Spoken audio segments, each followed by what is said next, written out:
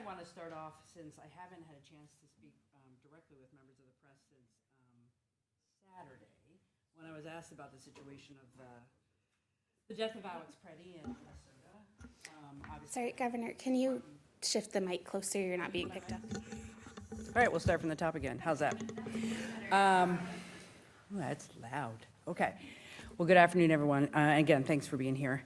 So since I haven't had a chance to speak with the press since Saturday, now that there are more details, obviously, of the situation in Minneapolis over the weekend with Alex Preddy's death at the hand of federal agents, I did want to just reiterate my solidarity with the people of Minnesota, the residents of Minneapolis, and the situation that has been traumatizing and very scary for everybody there.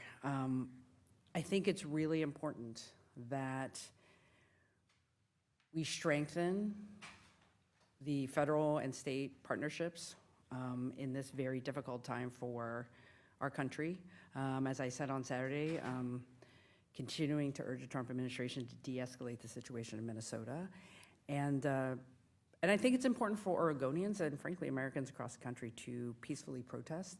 We're seeing that here in Oregon, people speaking up. These are very challenging times for all of us, and it's very important that we have lawful immigration enforcement that doesn't put people's lives in danger, and that the rule of law and the Constitution can withstand this difficult moment where we have an administration that is pushing very aggressive tactics that are hurting people, scaring people, and I'm hoping it will stop.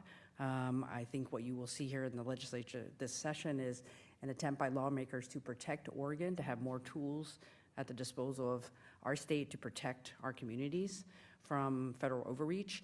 But right now, my hearts and prayers are with the people of Minnesota, and the leaders there, I think, are doing the right thing, and the things they are calling for, I want to say that I am in solidarity with the approach that they are taking. So as regards to the situation here, session starts on Monday, and Oregonians have been very clear, the types of issues that have been front of center for them: cost of living, the need for more employment opportunities, job growth in the state is a concern. And all of this is being complicated by the actions by Congress, the Trump administration, federal cuts, federal actions that are causing fear and chaos in our communities. And so while we have challenges we need to solve in the state, things are just more complicated because of the Trump administration. As we go into session, it's going to be a challenging session. All of our short sessions are about balancing the budget in the mid part of a biennium. Things are obviously more complicated this time with what has happened with H.R. 1 from Congress. It has affected the revenue that can be used for essential services here in the state. And we are also being forced to spend money because of H.R. 1 for programs that have been very important for Oregonians in terms of food assistance and Medicaid. So we have less money, we're being asked to spend more on things directed by the federal government, and the budget is out of balance. And despite all this uncertainty, I think I am urging our lawmakers, and certainly what I'm doing is coming into the legislative session with some clear priorities that I think will help move our state forward. First and foremost for that is building our economy, making sure that we are focused on job growth, job creation here in the state. One of my bills for session is House Bill 4084, which is the first step on the prosperity roadmap, and I mentioned it when I released the roadmap in December, that I would have a bill to help our businesses here in Oregon to invest and grow by streamlining permitting, making sure that we can move forward on industrial site readiness so we can send a message as well as put some tools in place to grow our economy. The Prosperity Council has begun to meet. They are primarily focused at this point on proposals and recommendations to me for 2027 and beyond. But for the 2026 session, the bill I'm hoping to work in a bipartisan fashion is to say we need to do more now for fast-track permitting for our businesses, money for industrial site readiness, and continuing to modernize some of the economic tools we do have for businesses who are here, who want to grow and create more jobs. In the legislative session, we also have to stay focused on two interconnected issues: housing, and mental health and addiction. So the two other bills for me are on housing and behavioral health workforce. The housing bill is House Bill 4082. That is a targeted approach to creating more housing for Oregonians who are 55 and older, for our seniors in our communities across the state, emphasizing manufactured housing and manufactured home parks with targeted urban growth boundary possibilities there so communities can grow their affordable housing for older Oregonians. On the behavioral health side, getting a little bit of feedback here. On the behavioral health side, on the workforce issues, it is important to continue to cut the red tape for those who want to be in the field and are in the field, that they are supported and not subject to administrative burdens. So House Bill 4083 is about cutting red tape for our behavioral health workers. That's about a centralized credentialing portal. It is about clarifying who can do supervision of some of our behavioral health workers so they can get the hours they need to move up in licensure. Both of these items are part of the recommendations, what you will see when the final report on the Behavioral Health Talent Council comes out. The First Lady has been chairing that with a tremendous group of other subject matter experts to tell us how we can continue to support our behavioral health workforce, and that report comes out, I think, next week. Also for this session, we really do, as I've mentioned at the top of my remarks, focus on the chaos and overreach that we're seeing from the federal government and making sure that we can do everything we can to protect Oregonians who are feeling the full weight and impact of very aggressive federal immigration enforcement. And I think you have heard about the immigration justice package from legislators. I will be looking at that, supporting lawmakers to give our state more options to protect our communities from federal overreach. And then, as all short sessions, we have to focus on governance, and that is really around the budget. And the primary item that I'm working on right now is filling the more than, or almost $300 million budget hole in the Oregon Department of Transportation. I've had several bipartisan meetings since the beginning of the year with legislative leaders to talk about how we solve the ODOT budget hole. We've been told by co-chairs, there's no general fund, you're gonna have to solve that within the ODOT budget. We've been having very productive conversations of how to do that. I won't say it's 100% agreed to at this point, but I will say that there have been very thoughtful, specific conversations about existing dollars in the Oregon Department of Transportation. These are tough choices, but we want to continue to have an agency that can meet the basic needs of the state around operating and maintaining our state highways. And we have to fill that budget hole. And hopefully we will get that done this session. And then just broadly speaking, continue to make sure that whatever the budget looks like at the end of session, when legislators put a balanced budget forward, that we are protecting essential services, we're protecting vulnerable Oregonians. That means making sure that whatever investments we have to make to meet new federal requirements will get the job done. And because at the end of the day, Oregonians are counting on the types of programs that the federal government for decades has supported, and here in the state we have to make sure we can maintain those, and that will take some investment on the state under the new directions from Congress. So lots going on this session. I'm sure you have some questions, and but at the end of the day, I just want to say that my job is to focus on the priorities for our state, put Oregonians first, defend the values of our state, and I think this upcoming legislation will be an opportunity to do all of those things. So thank you. What kind of questions do you have?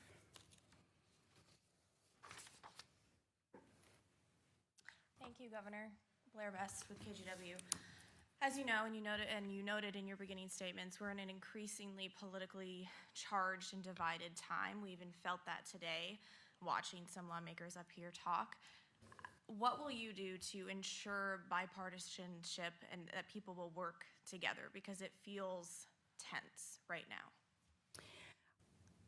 I wasn't here for the earlier conversations, but people are tense. That's outside the legislature, and I will just say, I often have conversations with Oregonians right now in the grocery store and other places. People are concerned, so there is a lot of tension. And so what I say to folks is, let's focus on what we can handle. Let's work together, and I think we can solve problems here in the state. As I was mentioning just a moment ago, the transportation budget challenge that we have to make sure we have a functioning Oregon Department of Transportation, I've been sitting down with both Republican leaders and Democratic leaders for several weeks now.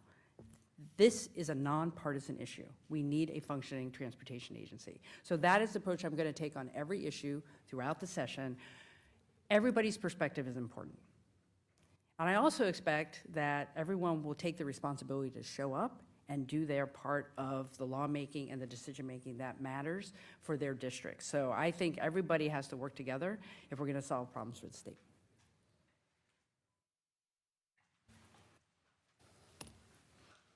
Hi, Governor. Hey there, Lauren. I have not read your bill, your Housing Bill 4082, I think you said, but I think that it includes a UGB expansion exception. Is that right? Could you just tell me a little bit about that and then address a concern that I think some of your supporters will inevitably have, which is the more exemptions to these land use laws that are created, even if you feel like they're exceptions and they're rare, it sort of normalizes that process. Well, I know you're somebody who supports our land use laws, so if you could address that for me. Yeah, thank you for the question. So let's start off broadly. When we think about a land use system that is 50 years old, it has never been 100% static.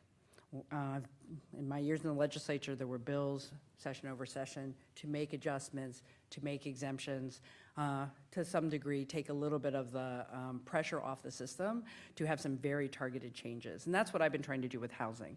So the bill for the session came about because what we're hearing from communities is that seniors in particular were having challenges meeting their affordable housing needs, and we were seeing way too many older Oregonians showing up on the streets and in shelter. So targeting a 55 and plus age range is allowed under fair housing laws. So we're focusing on a particular population that is in need.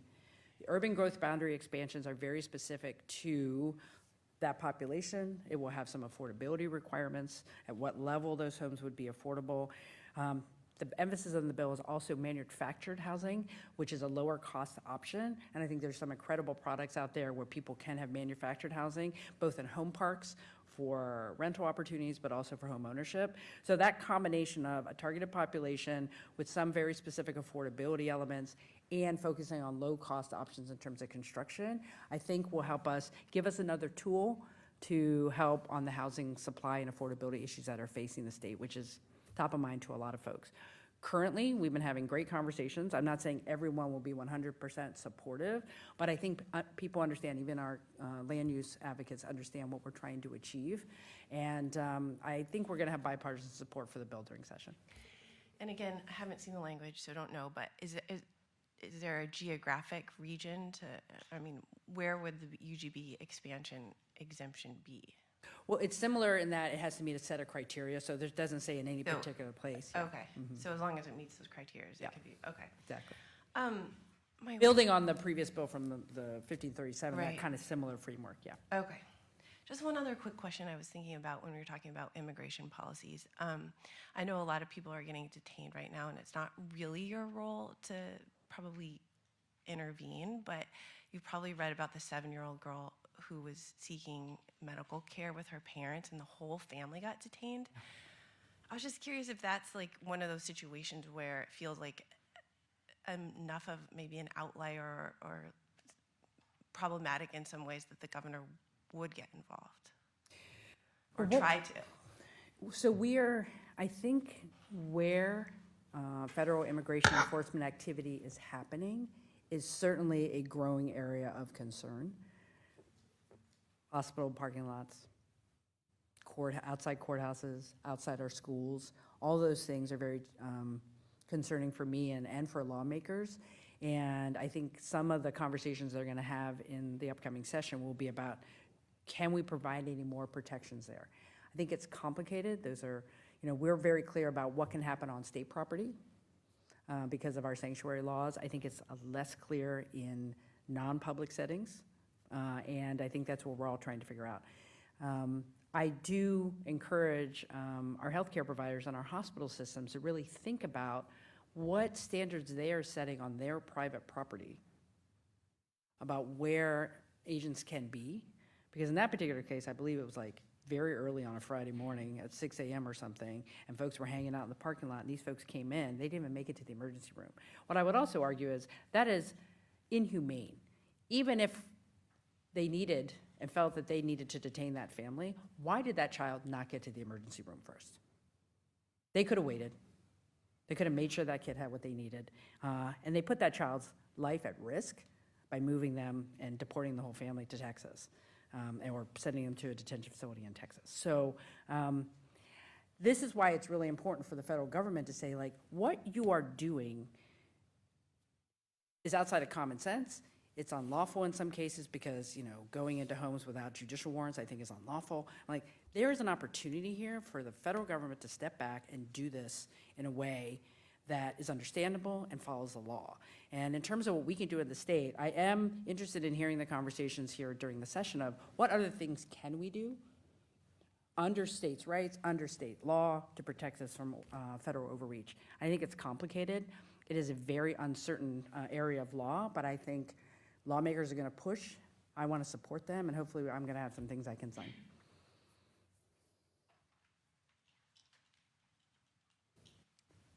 Hi, Governor. Hi. With all these budget cuts to Medicaid, what does that mean for the Healthier Oregon program? Are you considering at all cutting back on who qualifies for that program like Minnesota did? Right now, the focus for the upcoming session will be finding the resources to implement some of the administrative changes that will have to go into effect over the next couple of years. As you probably have seen, our agencies have put together a proposal of here's what it would take to implement new work requirements and other things. So that's the first focus.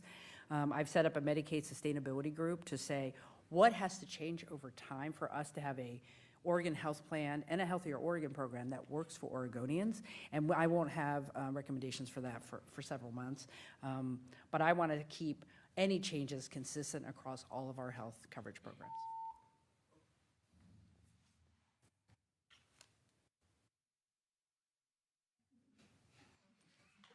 Is that an alarm? Hey, Governor. Hey, Doc.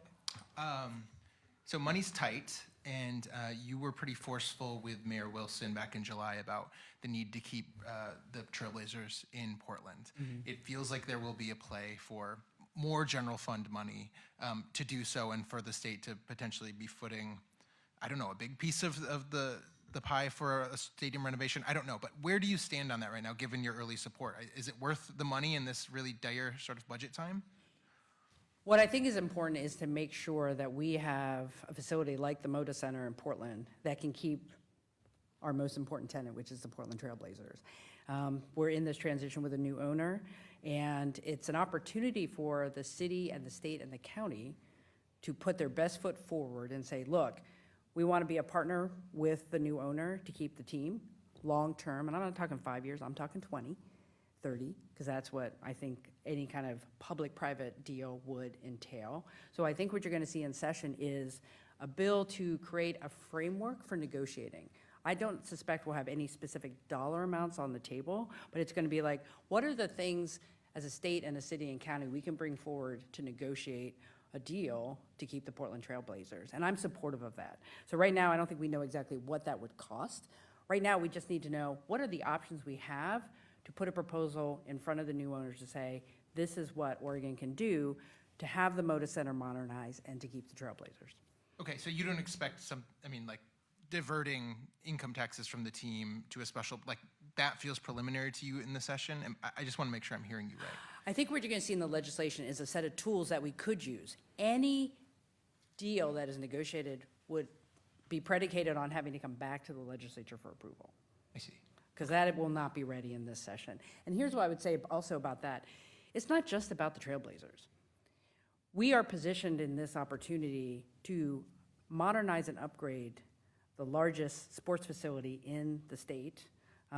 We are on track to have a Final Four competition. We'd love to have at some point an NBA, All-Star game here. I'm like, there are opportunities here, but that will take an improved Moda Center to make that happen. So while the Trailblazers might be the initiating conversation, I think it's good for the economics of Portland and the state if we are able to improve that facility for the entire economic region of the Portland area. And I'm sure you know that the notion of public financing to improve sports arenas, it will be, I'm guessing, a fight, a energetic debate, but it sounds like are coming down on the side of it could lead to some very positive results. I think we have to put our foot forward and say, we believe in this is the future for Portland and the Trailblazers, and I think there's economic development opportunities here, and it'll be a complex conversation. And I, will say, like, it is not going to get settled in this coming session.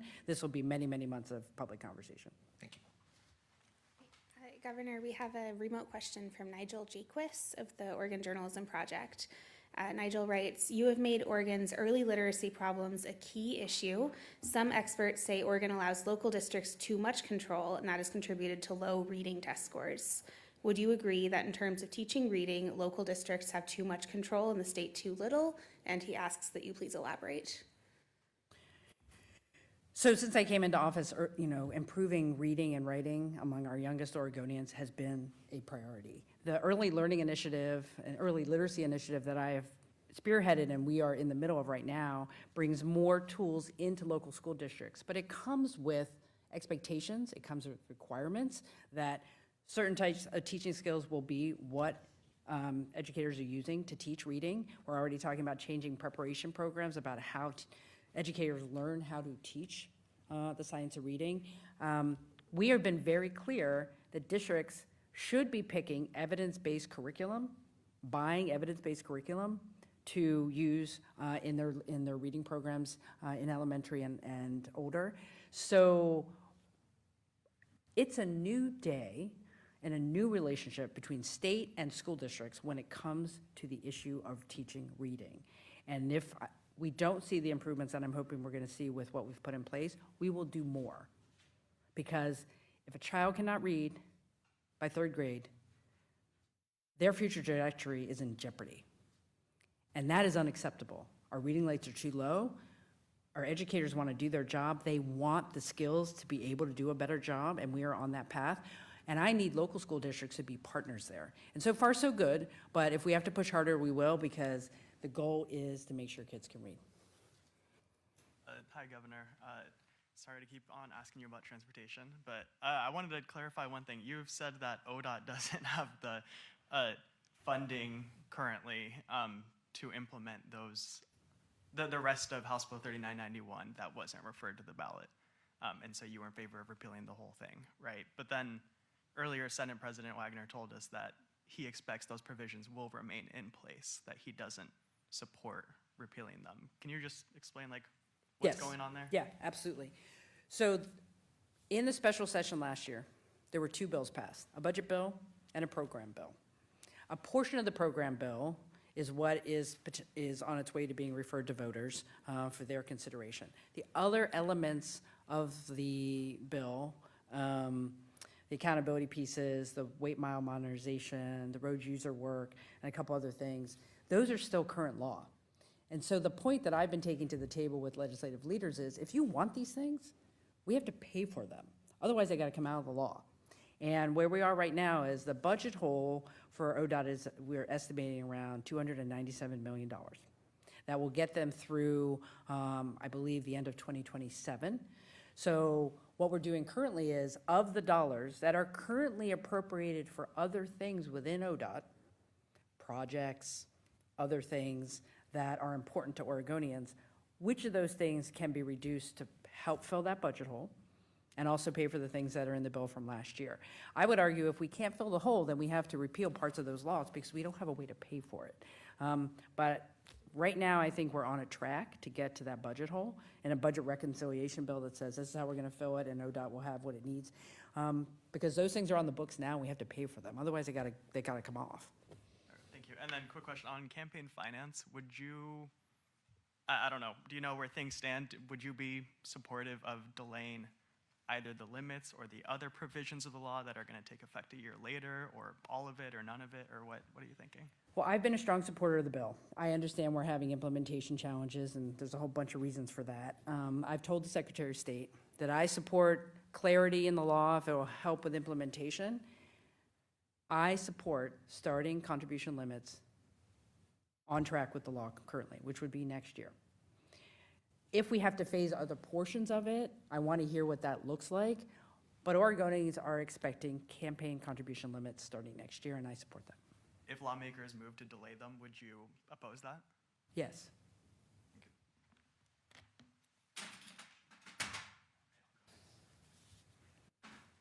Hi, Governor. Hi there. Sean from the Hi, Capital Sean. Chronicle. I know you told me you had not looked over Reed's 25 million request when I asked you about it. Have you looked over it now? I have not. No, you have not. No. Will you be planning to look over it at some point and have any thoughts on that, since that was a key thing that you wanted to run on? Well, I think I'll have, I appreciate the question. I'm not aware of a actual detailed proposal, so, because that's probably, if it's gone anywhere, it's gone to legislative fiscal, so I'll have to ask with my budget office. I know I have not received anything in my office. Got it. And the Trump administration, of course, has issued that February 1st threat for funding for states with sanctuary cities. I know you were briefly asked about it before, but the Department of Revenue says, for example, that it doesn't have the ability to withhold federal tax dollars. What are the tools that Oregon will have to respond if that does happen? Is it a legal challenge? Is there anything more we can do while this plays out in the courts? Our first tact will be what we've been doing, which is take it up with the courts.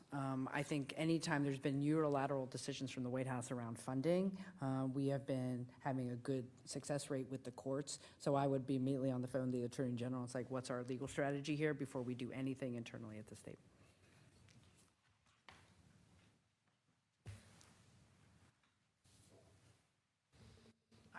Hello. More on transportation, sorry. Hey, it's important. It's fine. It's Yeah, I important. just do want to ask about redirecting funds and really just clearing up how much time that's going to buy us. Even if that buys us any time at all, can you just explain for our viewers, what that is going to entail and how much time this is going to buy us? Well, right now, we have a agency that is out of balance. Their budget doesn't meet the needs of the state, and we're looking at more layoffs, right? So what's happening right now is your lawmakers are sitting down with me, and we're saying, how do we fix this problem? Because we need people to go plow the roads and, pave the roads and do all the things we need for the next couple of years. So the proposal that we're trying to come up with is it would find the dollars within the Oregon Department of Transportation, which means taking it from other things that are also important to do the basics. And the $297 million would take the agency to the end of calendar year 2027. So it would take us all the way into the end of next year. So that gives us time in the 2027 legislative session to have a bigger conversation about how do we pay for transportation in the state. And on that angle, I will be convening a group to talk about that. There was a lot of conversation over the last 2 years. The legislature was not successful last year in a bigger package. Even the bill I passed last year was short-term. So we need to come back to the table, bring Oregonians together and say, what do we want as a state if we talk about transportation, and how are we going to pay for it? And I'll be starting that conversation soon. And you said that there have been some good faith conversations already about trying to figure out what to do long term. Point blank, have those conversations involved new or increased taxes? Well, I would say the conversations are not about long term. We are only focused right now on existing dollars in ODOT to pay for ODOT services, and that is being done in a bipartisan fashion. So we have not talked about new revenue or anything like that, and certainly voters will have the opportunity to weigh in on last year's bill sometime this year. Thank you. Mm-hmm. Hey, Governor, Alex from the Capital Yeah. Chronicle. My first quick question is, there's a proposal, it's sort of divided, even Republicans and Democrats from one another, as far as the state school funding formula. I presume you've looked at Ruiz and Solman's Oh, proposal. the quality education model? Yeah. Quality. Is that something that you can get behind, or do you share the sort of concerns of one side that this is too much to do in a short session? Well, it's going to be up to the lawmakers. They've been digging in pretty hard. When I started in 2024 to look at the elements of the current service level, I said at that time, my office was not going to take up a recalibration on the quality education model, but it does need to be done. It hasn't had an update. It needs a little bit more work, and I will want to see what legislators come up with. It has to be a tool that actually is useful, and I think that they're raising some very big concerns, and so it'll be interesting to see if they can put a bill together that they can get to my desk. But I understand what they're trying to do, and that's separate from the current service level. The QEM is a longer-term goal of what we want, what we need to fund in the state. I do agree with legislators when they say we should take into account all the dollars that are coming in on the Student Success Act, and I don't think that's been calculated in QEM, and it needs to be. And then just sort of a question, looking at what's happening in Minnesota, the governor's response, local response, I'm just wondering if there's anything that you can share with us that you're thinking about should something like that happen in Portland, Oregon, where there's sort of a surge of federal immigration officers. And if you're in communication with governors in California or Washington about that, I guess I'm just wondering, like, from your vantage point, how you look at that unfolding and think and prepare for something that could happen in your democratic state. Well, we've certainly been through a lot in the last few months with the potential federal deployment of Oregon National Guard troops. I think that was a good exercise for us to understand when something like that is coming at us, what we do. And I was really proud of how people have come together. Local government, state government, we all mobilized to come up with a plan together to make sure there would be peaceful protests, but also make sure that we could push back legally together about what I thought was an unlawful federal deployment. So that is a good experience for us to see how we can all collaborate and, frankly, stand up a conversation very quickly. Because here, if we know anything about the Trump administration, it is very unpredictable. So we don't know what's coming at us, but what we do know is we have great working relationships. We understand what the law is.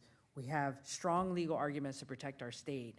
And I suspect we will continue to have to mobilize that way until there's a new administration in Washington, D.C.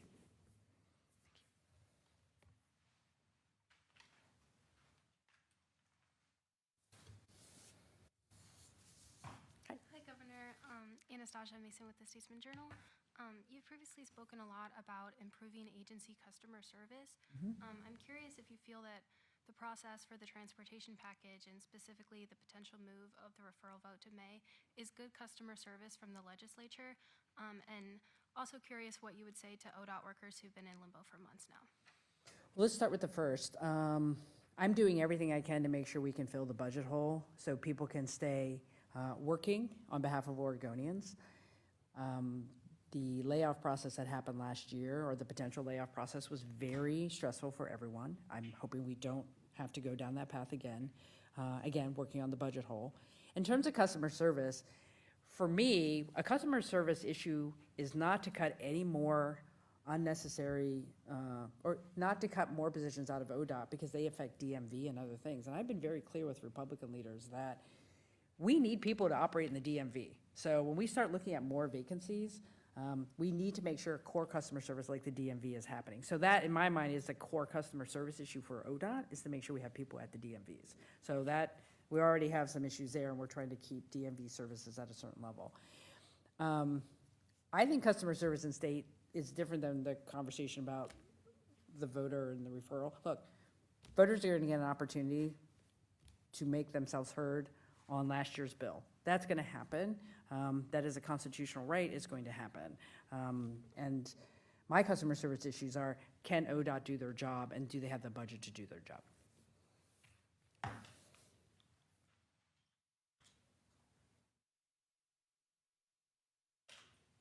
Oh, look, Julia. Julia Shumway with the Capitol Chronicle.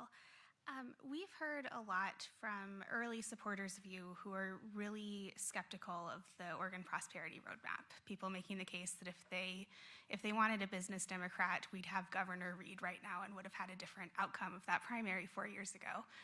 How are you balancing your new approach on business friendliness, this Prosperity Council, bringing in former Senator Knopp to join your administration, with some of the progressive values that you've ran on in the past?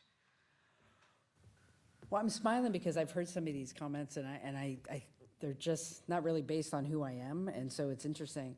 My values haven't changed. To solve problems, we have to bring all perspectives in and be pragmatic about that. And if we want to get down to what I care about, our system of funding services in the state of Oregon is based primarily on income taxes.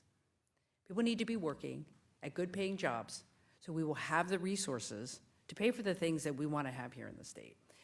So my interest in growing jobs and supporting economic development, I think, is very much in line in making sure that people in our state have what they need.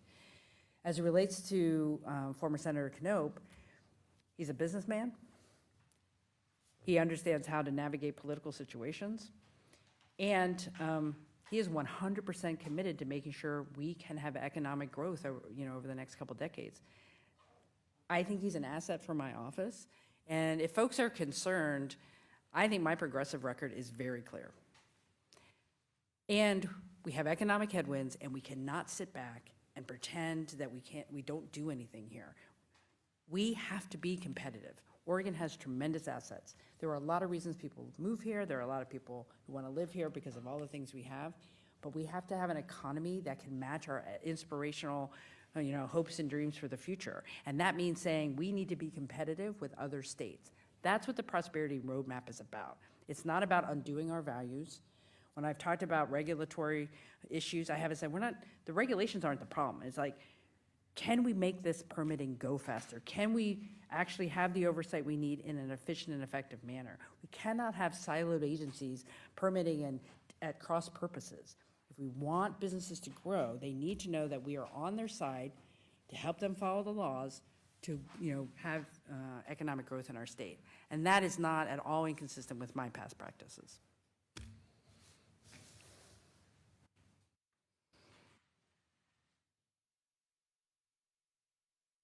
All right.